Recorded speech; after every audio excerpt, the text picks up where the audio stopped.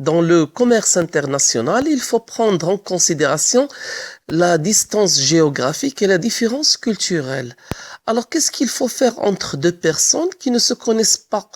Quelles sont les lois applicables? Heureusement, la Chambre de commerce international a proposé des incoterms, sorte de contrats. Ils sont à l'ordre de 11. L'ex-work, FCA, CPT, FAS, FOB, CFR, CIF, et CIP, DAT, DAP et DDP. Alors, quel est l'incoterme qu'il faut choisir pour développer le commerce international?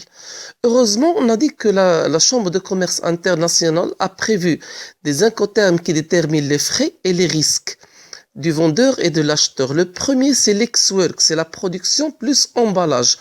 L'acheteur doit transporter la marchandise.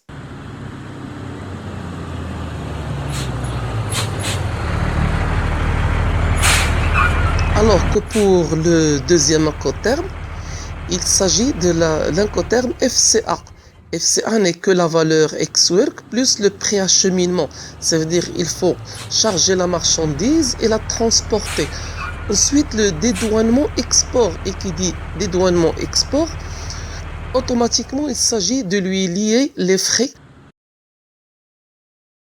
transitaires et les droits de douane.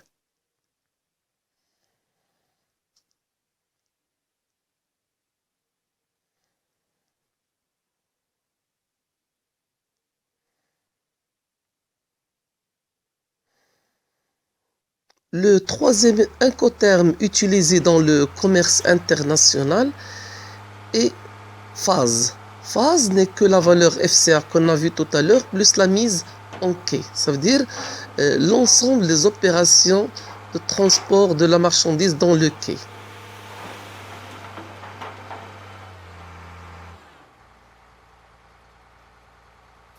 L'incoterm qui suit est l'incoterm FOB, Free On Board. FOB n'est que la valeur phase plus mise à FOB. Il s'agit d'opérations d'accollage.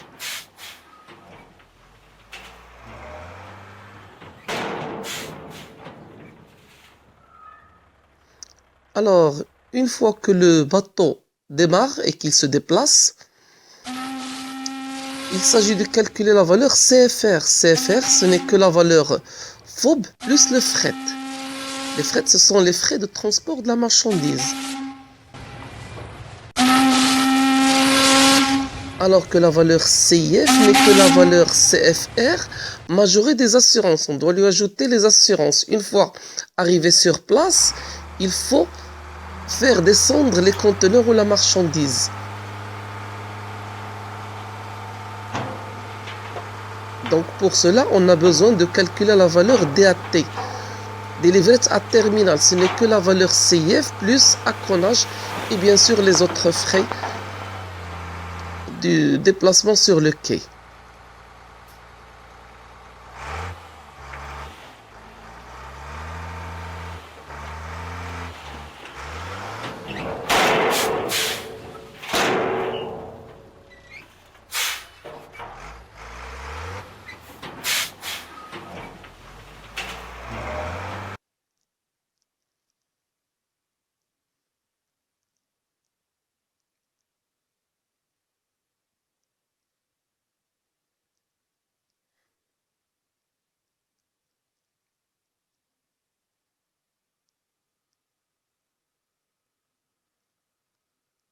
Ça, c'est pour tout ce qui est transport maritime. Alors que pour les autres modes de transport, on doit calculer le CIP. Le CIP, ce n'est que le CPT plus assurance. CPT, c'est un petit peu le CFR en transport maritime. Et le CIP, c'est le CIF.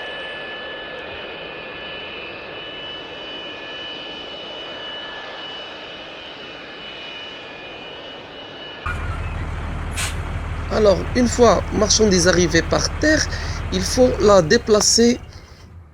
C'est le post-acheminement.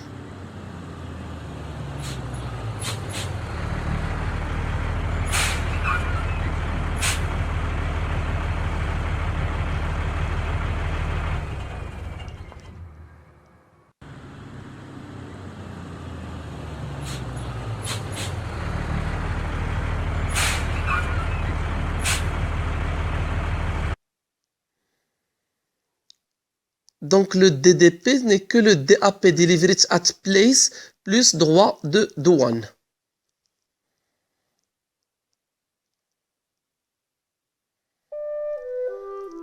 Merci à vous et à la prochaine séance.